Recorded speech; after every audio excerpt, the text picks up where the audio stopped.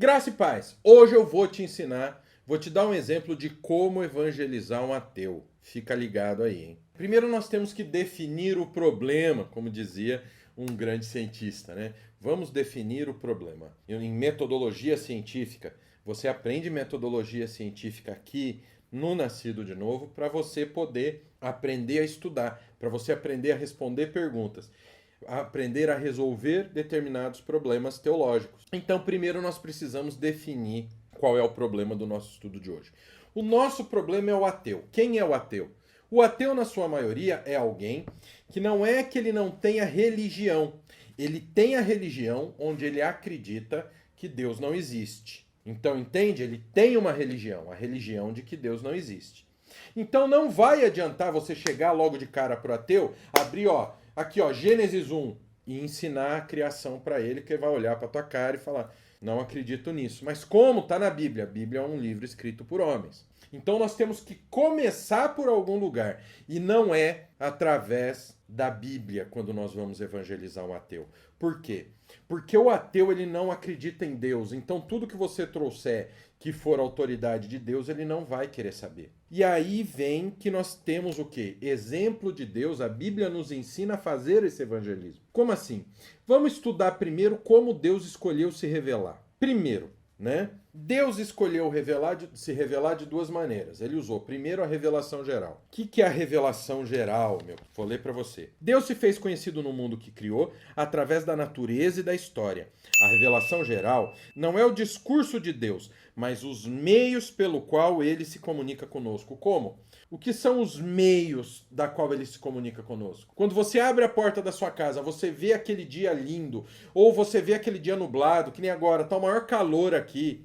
Aí eu pego, abro a porta, tá aquela garoa geladinha, fria, gostosa. Nós sabemos o quê? Meus queridos, existe uma lei criada por Deus, tá? Que é todas as leis naturais são criadas por Deus. Do que? Se você tem algo organizado, ele nunca vai se manter organizado a menos que tenha algo que obrigue a ficar organizado, senão ele vai evoluir para o caos. Que é uma bobeira? Olha as cidades fantasmas que nós vemos por aí. Você tem uma cidade novinha, você pega, faz um muro em volta e abandona essa cidade. Volta lá daqui 200, 300 anos para ver o que acontece. Se bobear, nem tem mais cidade ali. O mato tomou conta de tudo, o caos tomou conta de tudo. Se eu pegar minha garrafa d'água agora e derramar água aqui na minha mão, o que vai acontecer? Vou fazer isso porque o computador está aberto aqui, pessoal. Vou queimar meu computador. O que vai acontecer se eu jogar água? Vai bater aqui, espirrar e escorrer em todo lugar. Agora, se eu pegar um copo e encher de água, a água vai ficar contida naquele copo.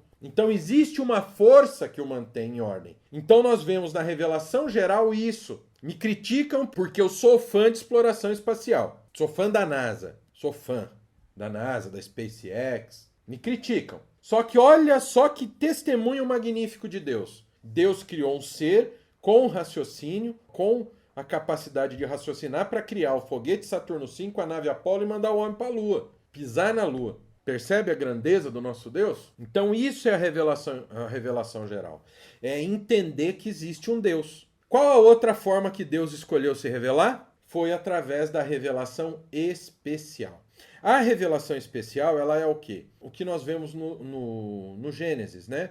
Que Deus estava à beira do abismo, Deus criou os céus e a terra, ou seja, a saída do povo do Êxodo, a vida de Abraão, Jacó ter lutado com Deus, a vinda de Cristo, o nascimento de Cristo, nascido de uma virgem, olha só, a história do rei Davi, que estava lá na caverna, aí Saul foi lá, ele podia ter matado Saul, mas ele não matou. Isso é a revelação especial, que os acontecimentos, ou veio por sonho, ou veio por visões, ou veio pelo relato histórico. Olha Lucas, o evangelho de Lucas. Lucas não andou com Cristo, mas ele entrevistou todo mundo que participou daquelas passagens no evangelho dele e também escreveu Atos, que é o início da igreja. Então isso é a revelação especial. E a revelação especial são os acontecimentos que foram documentados por autores inspirados na Bíblia. Ou seja, a revelação geral faz o homem entender que existe um Deus. A revelação especial já explica qual Deus é esse. E é esse caminho, para na hora de evangelizar um ateu, que nós precisamos seguir. Porque se nós formos evangelizar um espírita, ele tem um Deus. Ele acredita em um Deus errado, mas ele acredita num Deus. Então o ateu é diferente, porque nós precisamos que ele entenda que existe um Deus. Então, com o exemplo da revelação geral, o que nós vamos fazer?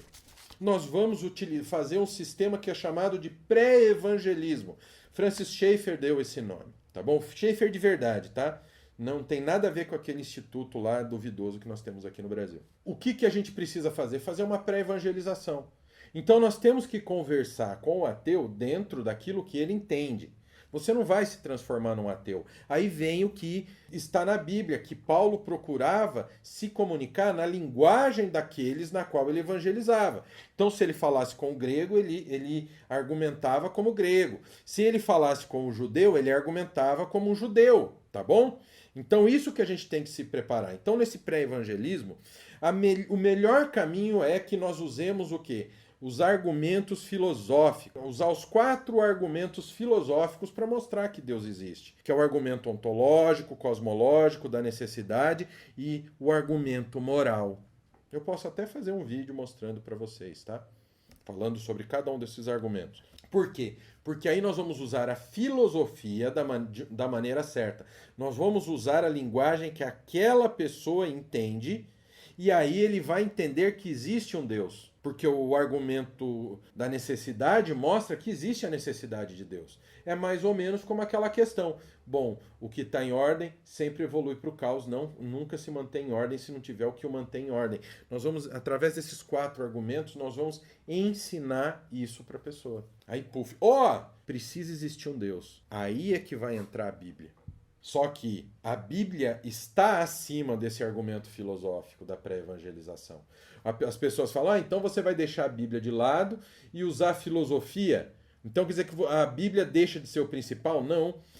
Percebe que nós estamos usando a estratégia que a Bíblia nos ensina, que Deus nos ensinou, graças à Escritura, pela forma como Ele nos entregou a Escritura. Tá vendo como Deus faz? Então nós vamos pegar como exemplo a forma como Deus trata conosco, porque através da revelação geral nós vemos a prova de que existe um Deus, e da revelação especial nós sabemos que Deus é esse, e nós vamos seguir o exemplo de Deus e fazer a mesma coisa. Então, como nós vemos como Deus nos deu a Bíblia, então a Bíblia está em cima dos argumentos filosóficos. Então nós estamos usando a filosofia escrava da Escritura mais uma vez. E não estamos deixando a Escritura de lado. Nós estamos fazendo da maneira correta. Entendeu? Aqui no Seminário Nascido de Novo, quando a gente ensina a evangelizar, primeiro a gente prepara o aluno na apologética, que é a defesa da fé.